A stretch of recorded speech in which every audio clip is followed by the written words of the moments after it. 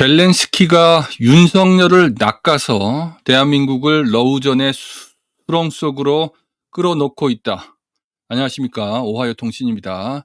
오늘은 미국 시간 10월 24일 목요일입니다.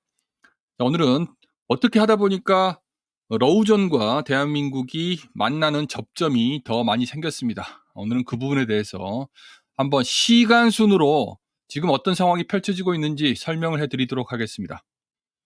자, 지금은 뉴스에서 사라졌지만 8월 말인가 이때 트럼프가 말라라가 플로리다에서 골프를 치고 있을 때 매복해서 트럼프를 죽이려고 했던 한 백인 중년 남성이 있었습니다. 이 남자를 잡고 봤더니 이 사람이 우크라이나에 가서 용병으로 뛰기도 했고 전 세계를 돌아다니면서 우크라이나 용병 자원자를 모집하기도 했고 우크라이나 정보국과 긴밀하게 일을 했던 그런 사람입니다. 우크라이나를 직접적으로 이렇게 배경으로 하고 있음에도 불구하고 FBI가 수사를 했지만 아무런 백그라운드 스토리가 후속 보도되지 않고 있습니다. 다 덮어버린 것이죠.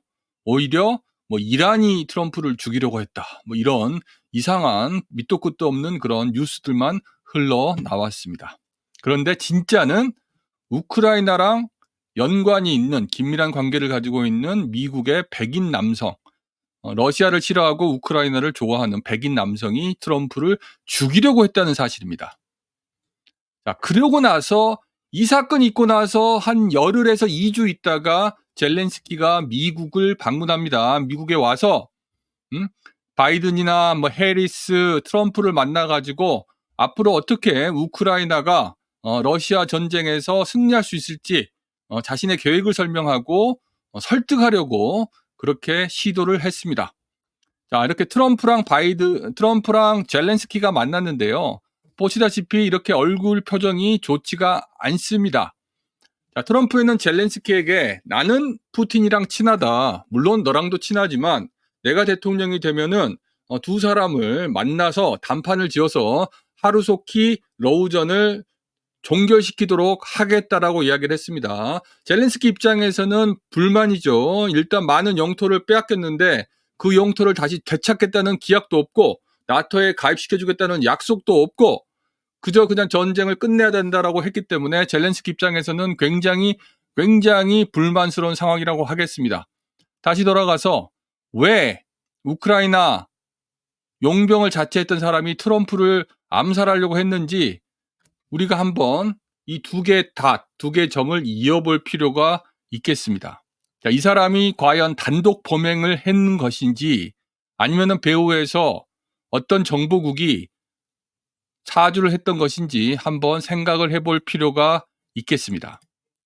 자, 우크라이나 입장에서는 지금 어떤 식으로든 이 전쟁을 승리까지는 아니더라도 최소한도 잃었던 영토를 되찾고 나토 가입의 길을 열어야지 승리라고 할 수가 있는 것이죠. 자, 이런 승리 계획을 이야기하면서 요즘은 트럼프를 그리고 부통령 후보인 벤스를 비판을 하고 있습니다. 왜냐? 젤렌스키의 승리 계획, 우크라이나를 돕는 거에 대해서 트럼프가 비판적이기 때문입니다. 트럼프는 우크라이나에 지원할 돈으로 미국의 어려운 사람들을 돕는 게 낫다라고 이야기를 하고 있습니다. 얼마 전에 허리케인 헬렌이 미국의 플로리다랑 노스캐롤라이나를 강타를 해가지고 많은 사람들이 수재민이 되고 자동차를 잃고 가재 도구를 잃고 집이 침수하고 난리가 났었죠. 그때 바이든 정부는 이 사람들에게 750불을 지급해 줬습니다. 100만 원입니다. 그것도 지원한 사람들에 한해서 750불을 줬고 들리는 말로는 정부에서 빌려주는 돈이라고 합니다. 나중에 돌려받을지도 몰라요. 자, 이렇게 정작 어려운 미국 사람들에게는 굉장히 인색하게 굴던 미국 정부가 우크라이나에게는 조 단위로 돈을 퍼주고 있는 것입니다. 트럼프는 그거를 못마땅하게 생각하는 것이고요. 자, 이런 상황에서 지금 동부전선 현황을 보면은 아주 천천히 하지만 점점 빠르게 러시아가 우크라이나 군을 밀어붙이고 있습니다. 매일매일 들려오는 소식을 보면은 러시아가 땅을 야금야금 꾸준하게 먹어가고 있어요. 자, 우크라이나는 인력이 바닥이 나가지고 버티기가 어려운 형국입니다. 따라서 우크라이나 입장에서 이 전쟁을 전세를 뒤집으려면은 자력으로는 안 되니까 어떤 식으로든 미국 그리고 나토를 끌어들여야만 승리할 수 있는 겁니다. 그것이 유일한 승리 방정식이에요. 그게 유일한 승리 계획인 것입니다. 자, 최근에 젤렌스키가 이런 티셔츠를 입고 언론 앞에 그 모습을 드러냈는데요. Make Russia small again. 그러니까 러시아를 다시 쪼맨하게 만들자라는 약간 트럼프의 마가 구호를 흉내낸 패러디인데, 자, 러시아를 다시 작게 만들자는 것은 뭐 여러 가지 의미가 있겠지만, 러시아 영토를 침범하자, 러시아랑 본격적으로 전쟁을 하자, 누가? 나토가 앞장서서, 그런 어떤 촉구의 의미라고도 할 수가 있겠습니다. 자, 어떤 식으로는 지금 우크라이나는 살아남기 위해서 누구든 지금 전쟁으로 끌어들여야 되는 그런 상황이라고 하겠습니다. 지금 손에 잡히는 대로 다 지금 끌어들이려고 하고 있기 때문에 미국이나 유럽의 나토 국가들은 저 만지서 원조만 해주지, 무기만 지원해주고 돈만 주지 절대 거기에 빨려 들어가지 않으려고 거리를 두고 있는 상황입니다. 자, 이런 상황에서 갑자기 젤렌스키가 북한군이 러시아에 파병이 되었고, 심지어는 북한군이 우크라이나 동부 전선에 투입되어 가지고 뭐 얼마 전에 뭐 8명이 사망했다, 또 누구는 탈영해가지고 추적 중이다, 이런 또 근거가 불분명한 가짜 뉴스 같은 거를 뿌려댔습니다. 자, 러시아에 북한군이 있을지도 모르겠습니다. 저도 거기까지는 확실을 못하겠지만 분명한 것은 아직까지 전선에 북한군이 투입되지 않았다는 것입니다. 러시아에 만약에 북한군이 들어갔다면 그 사람들은 어떤 목적으로 들어갔는지 아직은 정확하게 파악이 안 되는 거예요.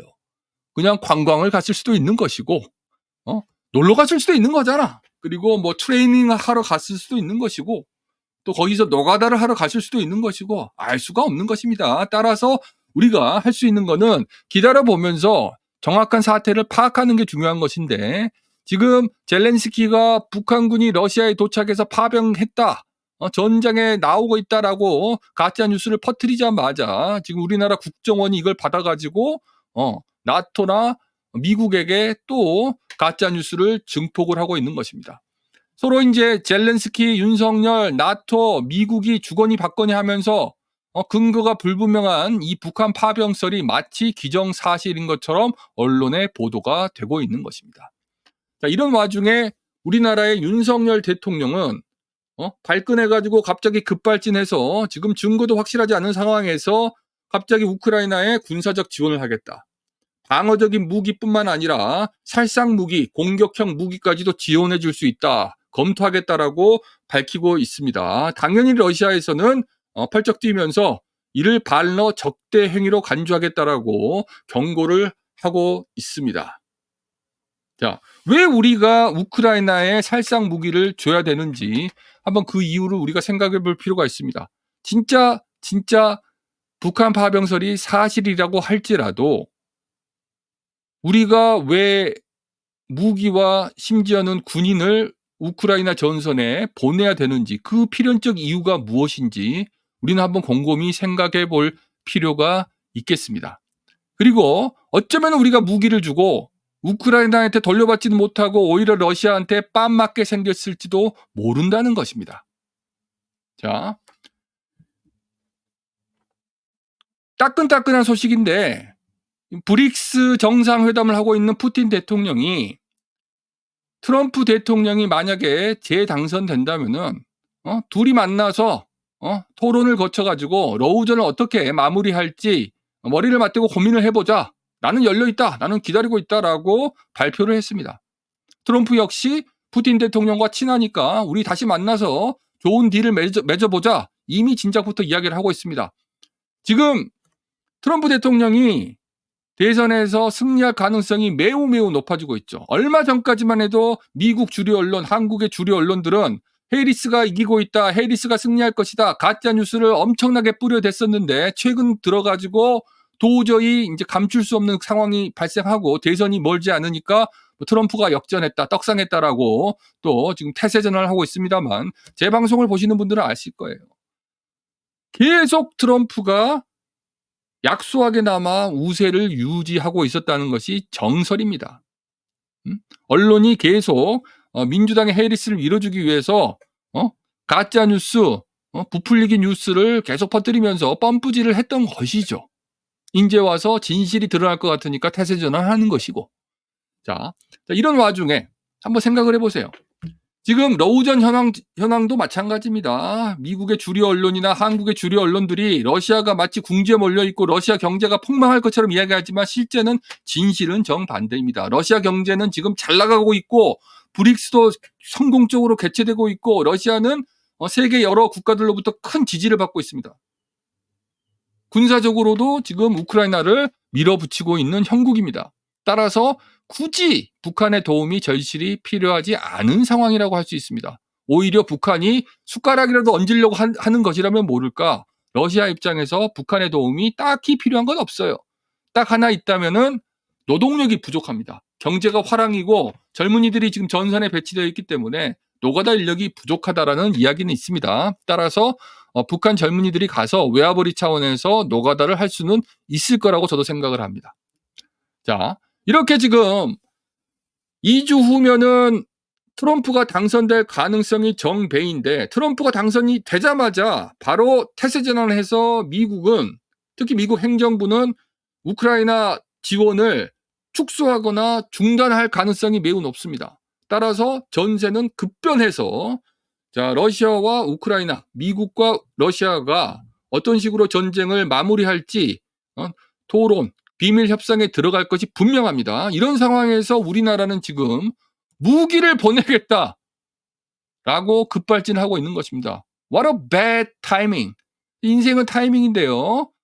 낄낄 빠빠를 해야지. 낄 때 끼고 빠질 때 빠져야 되는데 지금 빠져야 되는 상황에서 갑자기 윤석열이 급발진해가지고 우크라이나 전쟁에 발을 담그려고 하고 있는 것입니다.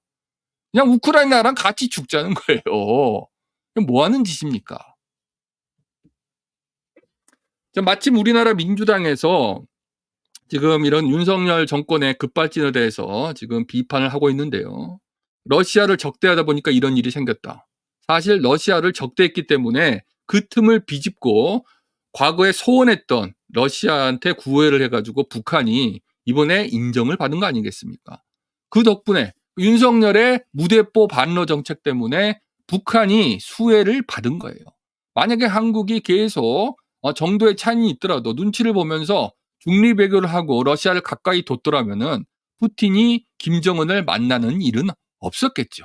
하지만 계속 한국 대통령이 나토의 정상회담에 얼굴을 들이미면서 우크라이나에 무기를 비밀리에 지원해주고 얼마나 지원해주는지 사실 우리가 알지 못해요. 포탄 말고 더 많은 것을 지원해줄지 우리가 어떻게 합니까? 그래서 러시아가 친북으로 다시 방향을 선회한 것입니다.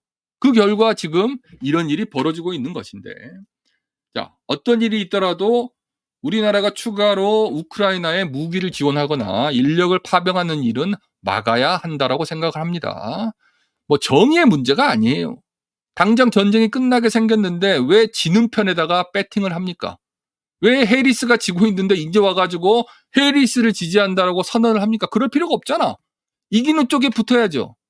지금 전쟁에서 이기는 쪽은 러시아인데 러시아에 붙지는 못할 망정 우크라이나에 붙는다는 것은 대한민국을 전쟁의 수렁, 패배의 수렁으로 빠져드는 것입니다. 의문의 일패.